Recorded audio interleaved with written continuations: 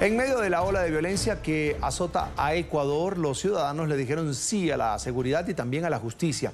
Respaldaron las medidas más estrictas del presidente Daniel Noboa en la lucha contra el crimen organizado, entre ellas la extradición de connacionales.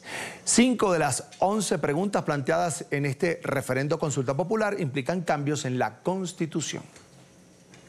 9 de las 11 preguntas impulsadas por el presidente Daniel Noboa en el referendo y consulta popular fueron aprobadas por la ciudadanía. Hemos defendido al país, ahora tendremos más herramientas para luchar contra la delincuencia y devolverle la paz a las familias ecuatorianas. El conteo del Consejo Electoral mostró entre un 60% y un 73% del respaldo a las medidas centradas en seguridad y que son vinculantes. Entre ellas las que incluyen permitir la extradición de criminales ecuatorianos, continuar con el despliegue de las Fuerzas Armadas en calles y aumentar las penas para delitos como terrorismo y narcotráfico. Pero 2 de las interrogantes recibieron el rotundo rechazo. Más del 60% votaron que no a las reformas económicas, la de atraer inversiones al aceptar arbitrajes internacionales en cualquier jurisdicción y la de crear empleo mediante la legalización de contratos por horas. Ahora bien, para que las preguntas aprobadas que implican cambios a la ley tengan efecto, el Ejecutivo deberá publicar los ajustes a la Carta Magna en la Gaceta Oficial, mientras que las respaldadas de consulta popular, el gobierno deberá mandar los proyectos a la Asamblea Nacional, donde pasará por un proceso de votación y debate. Quiero a esta hora darle la bienvenida a nuestro primer invitado de la tarde, ese es Juan Carlos Salvador, analista político, presidente del Colegio de Economistas de Pichincha, está con nosotros aquí en estudio. Bienvenido, gracias por aceptar esta invitación.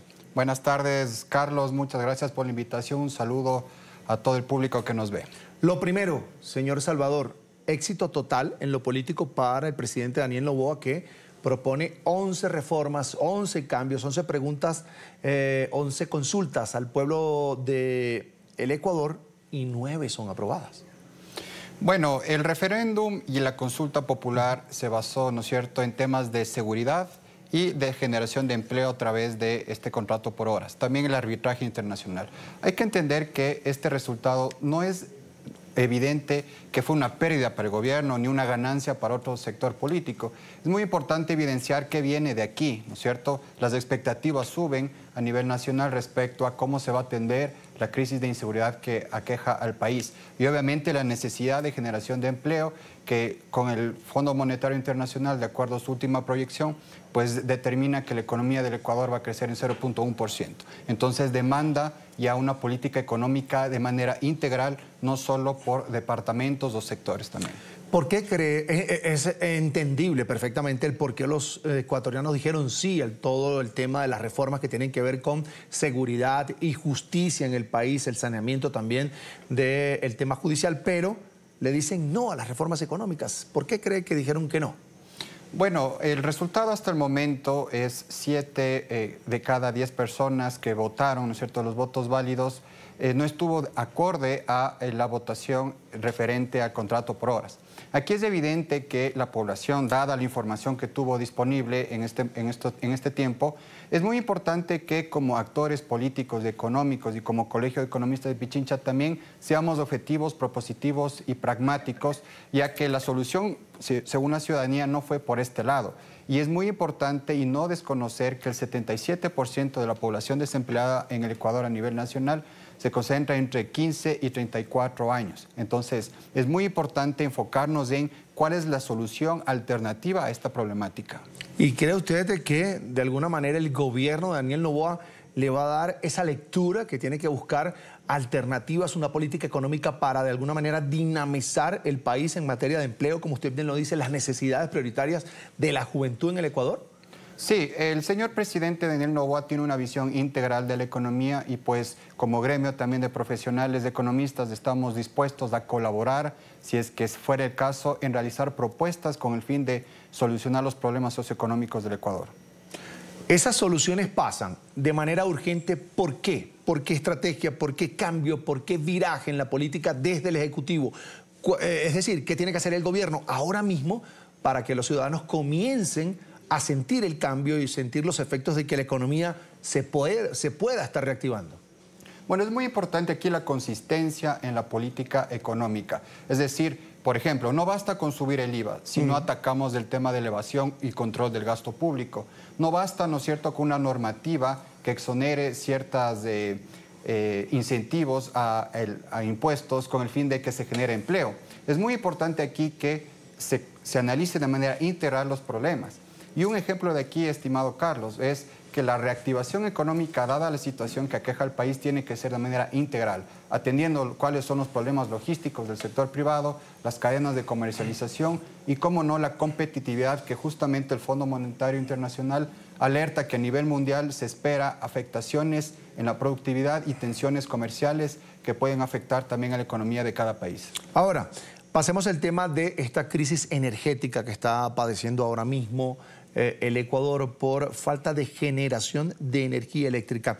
¿Cree usted que el gobierno está planteando o trabajando realmente en una solución a corto plazo, es decir, que no dependan, por ejemplo, de Colombia? ¿Eso de alguna manera afectó un poco la situación en el país? Bueno, aquí es muy importante entender que este es un problema estructural de la economía del Ecuador, es decir, no surgió en los últimos 15 días ni en el último mes, sino que se evidencia que desde años anteriores, pues, esto afecta tanto en condiciones climáticas como ya de operatividad de las empresas relacionadas, empresas públicas. En este aspecto, pues, el señor presidente ya declaró el estado de emergencia en el sector eléctrico con el fin de que el Ministerio de Economía y Finanzas movilice la gama de recursos disponibles para atender las necesidades de este sector.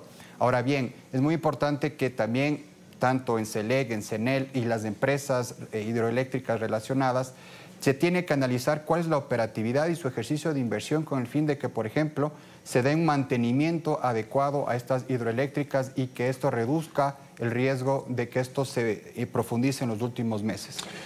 Ahora, hablemos de cómo está esa falta de generación de energía afectando de alguna manera la economía del país.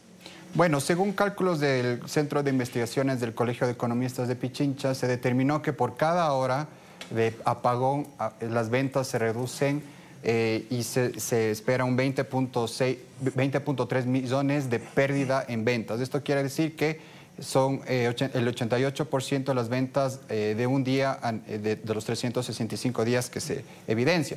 Entonces, obviamente, la cadena logística, el tema de la cadena de frío, la recalibración de las máquinas del sector productivo, pues evidencia un incremento de sus costos y obviamente la entrega de los productos a base, pues eso condiciona también su ejercicio de venta. ¿Hacia dónde debe mirar Ecuador para buscarle una solución a esa falta de generación de energía? Es decir, puertas afuera del país.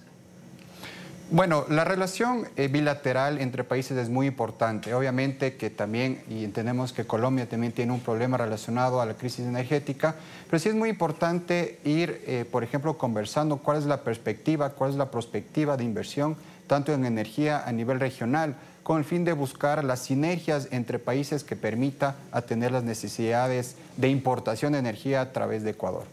Cuando un país normalmente vive crisis, cualquiera, de cualquier índole, se necesita de un equipo ganador para poder salir allí adelante ante cualquier problemática. En el caso del presidente Daniel Noboa, he escuchado algunos comentarios sobre autoritarismo, sobre sectarismo. ¿Ha convocado al país, tal vez a los gobernadores, otras autoridades, otras fuerzas políticas, a sentarse a hablar sobre los problemas reales del Ecuador que terminan afectando, por supuesto, las familias, los hogares?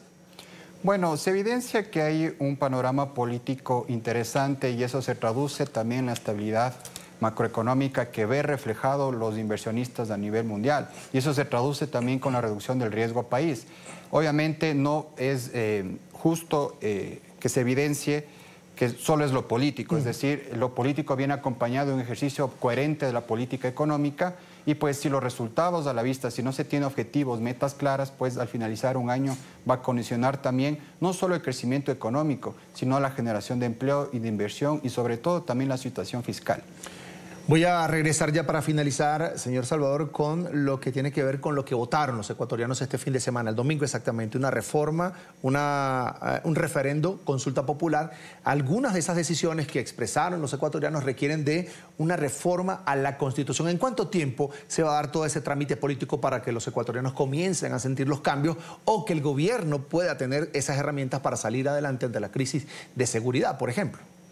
Bueno, este tema ya viene relacionado a cómo se publica en el registro oficial, ¿no es cierto? Y también el labor de la Asamblea Nacional, que es ya un trámite que tiene que seguir aquí el legislativo. Obviamente, en este aspecto es muy importante que los sectores de la sociedad civil hagan un monitoreo con el fin de que se establezca la mejor solución para la crisis de la inseguridad. En pantalla, Juan Carlos Salvador, analista político, además presidente del Colegio de Economistas de Pichincha, Ecuador. Le agradezco mucho haber compartido esta tarde con nosotros aquí en NTN 24. Será hasta la próxima.